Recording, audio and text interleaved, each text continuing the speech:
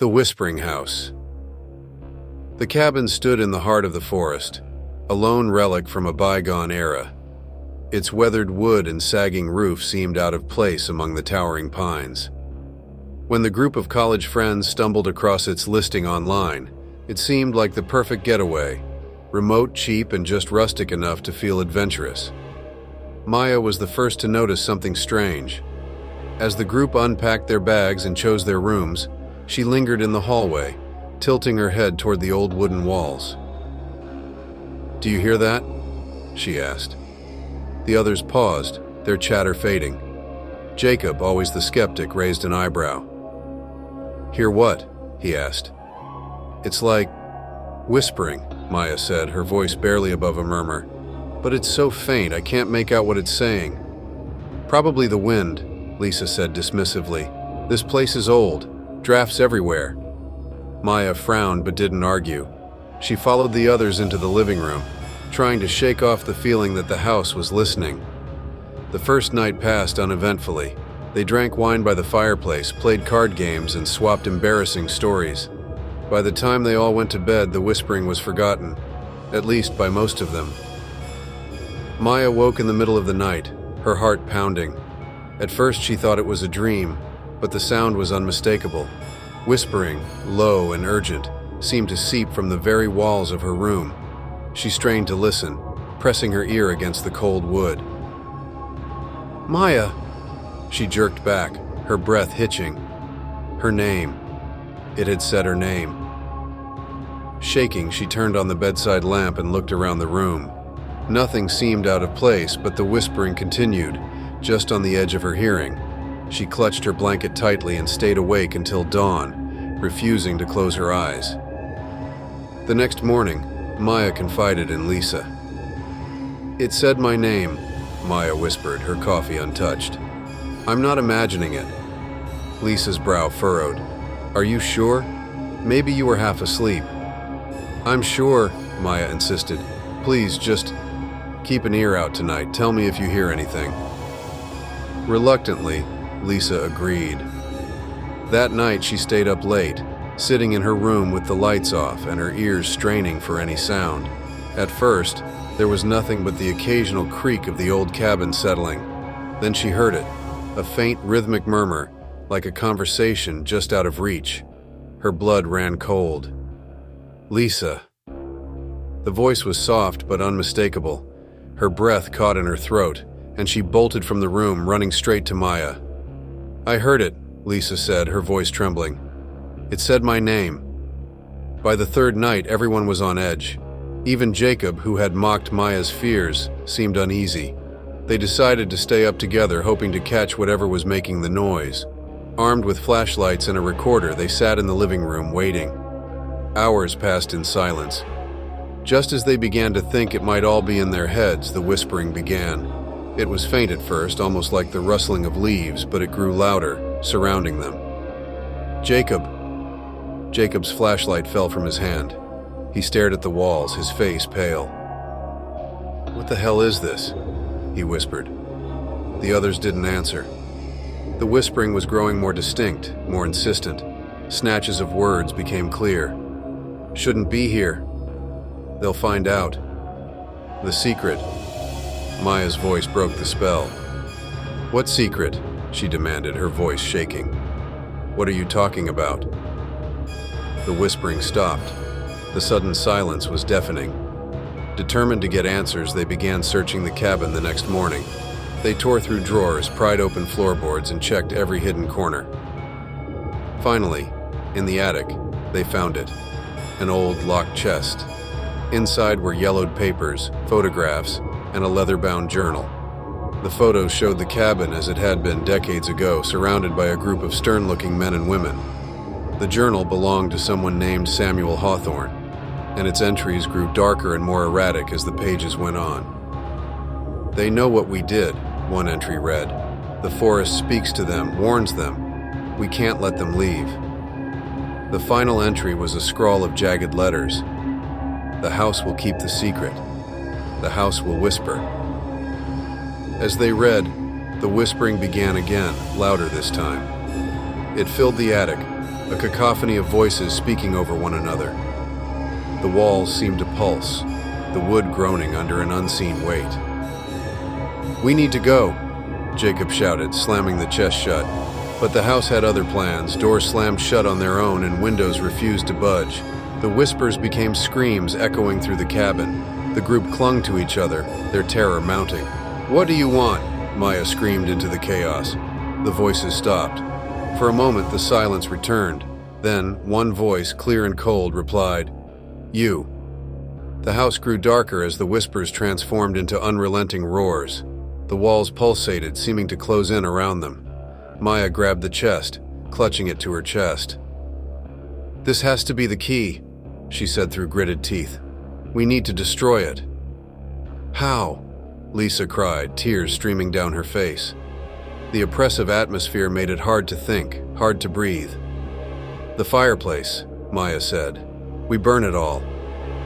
The group scrambled toward the living room, dodging falling debris as the cabin seemed to shift and heave. The walls groaned like a living creature in agony. When they reached the fireplace, Maya threw the chest into the flames. For a moment, nothing happened. Then the air filled with an ear-splitting scream, as though the house itself was protesting. "Keep it burning!" Jacob shouted, throwing logs onto the fire. The papers inside the chest curled and blackened, releasing a thick, acrid smoke that seemed to swirl with faces and shadows. The walls shook violently, cracks snaking across the ceiling. "It's working!" Lisa yelled, but her triumph was short-lived. A sudden force yanked her backward, dragging her toward the hallway. She screamed, clawing at the floor. "Lisa!" Jacob and Maya lunged for her, grabbing her arms and pulling with all their strength. The force pulling her was relentless, and for a horrifying moment, it seemed they might lose her. But as the last of the chest's contents turned to ash, the grip on Lisa released. She scrambled to her feet, sobbing. The whispering ceased. The walls stopped moving. The oppressive weight lifted, leaving the cabin eerily still. They didn't wait to find out if the peace would last.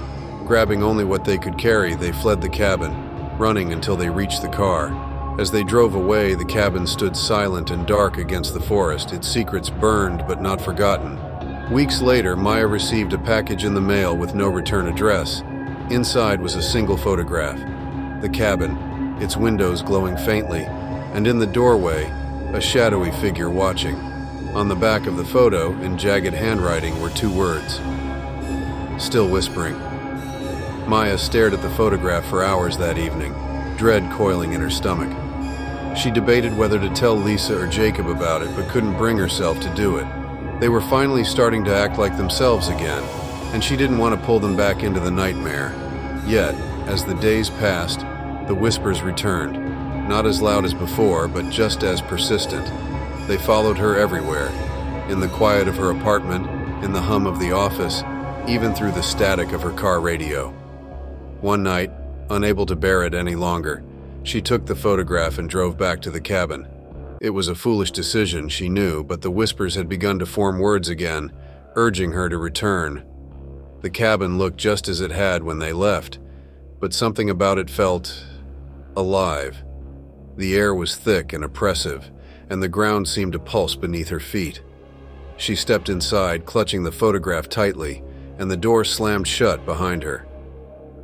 "You came back," the voice whispered, no longer faint but clear and sharp.